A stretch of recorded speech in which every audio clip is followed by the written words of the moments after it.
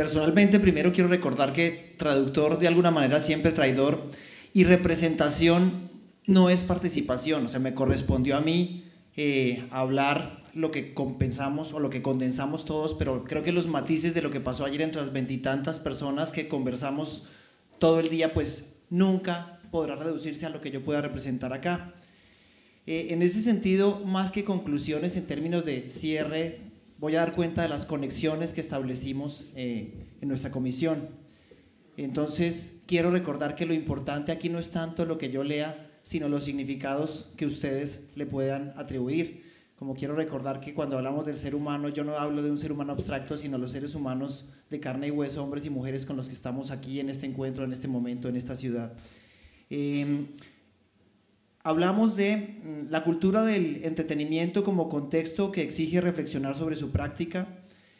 Hablamos sobre la cultura wiki como lógica para pensar el espacio áulico. Hubo una formidable discusión entre wikipedistas y wikipedófobos, no wikipedófilos, pero sí entre los amigos y los enemigos de Wikipedia, de Facebook, de estos nuevos medios. Hablamos de la importancia precisamente de incorporar nuevas tecnologías como recursos válidos para enriquecer el proceso de enseñanza-aprendizaje mediante nuevas estrategias innovadoras. Hablamos en pensar los cursos y las clases como comunidades, lo cual implica fomentar la comunicación, dándole lugar al conflicto con el propósito de lograr sentido de pertenencia y mostrando que el conflicto hace parte de la vida en el aula. Nos cuestionamos sobre la necesidad de revisar constantemente la relación entre el perfil curricular, los estudiantes, la actualización propia de cada profesor y las circunstancias situadas del mercado actual en el que nos desempeñamos. Miramos los pros y contras de las plataformas virtuales como lugares de encuentro posibles, como continuidad al espacio educativo presencial. Hablamos de la planificación como elemento vivo y como vehículo de la cultura de facultad, algo que exige una reconstrucción constante y que plantea un diálogo en que implica a todos los agentes institucionales. Recordemos que las instituciones, más que abstractos, también están hechas de seres humanos concretos en momentos concretos. Hablamos de intercambiar roles, lo cual amplía la mirada al incluir visiones más circulares sobre unas nociones disciplinares que eran muy lineales. Hablamos de la aplicación a veces desigual de los contenidos, porque hay diferencias y adquieren significados en contextos situados. Hablamos de los espacios de aula como lugares flexibles donde es posible la desestructuración de todo conocimiento cristalizado como cierto, ahora y para siempre, por los siglos de los siglos, amén, pues la vocación de los diseñadores es el cambio.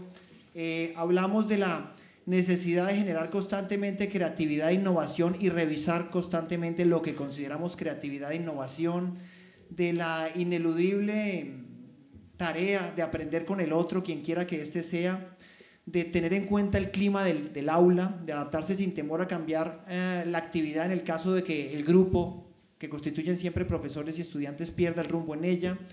Hablamos del docente o de la docente como directores de orquesta que buscan que todos aporten los acordes de su instrumento, de aquel instrumento en el que son buenos a una melodía colectiva. Frente al planteo de consignas evaluativas, atender cualitativamente las diferentes inteligencias que los estudiantes puedan desempeñar, las competencias o las habilidades.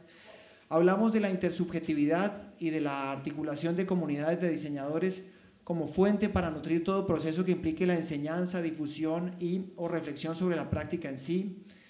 Hablamos o nos precavimos contra el posible freno a la creatividad de los estudiantes que a veces los docentes generamos desde unas posturas cómodas en las cuales nuestra mirada es la que se toma como cierta, no vamos a la circunstancia del otro, le impedimos que nos hable con su propia voz y solo hasta que no lo hemos adoctrinado y nos dice lo mismo que ya oímos siempre le permitimos hablar.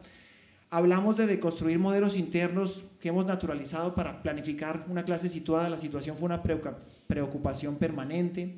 Hablamos del conflicto de pensar el proceso creativo como nexo emocional entre el estudiante y su producción, sobre todo cuando no se han generado estados reflexivos sobre el camino realizado.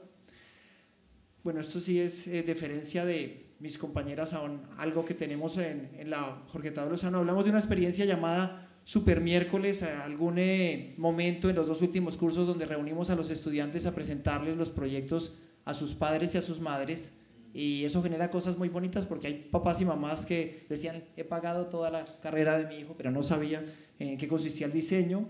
Y esto, por supuesto, pues lo extendemos a la comunidad.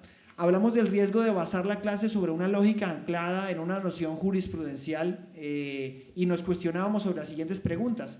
¿Por qué el estudiante se ubica a veces o es ubicado en el rol de acusado?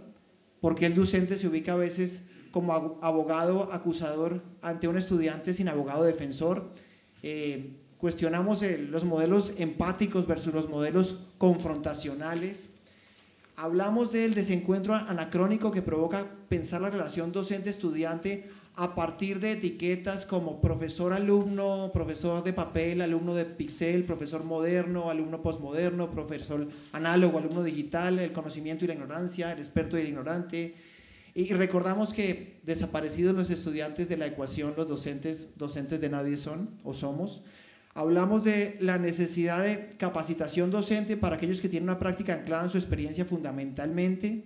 Hablamos de la importancia de reflexionar más que de guiar, de reinventarnos permanentemente como educadores, formándonos, de darle lugar a la risa y al descentramiento mediante el humor inteligente en el aula.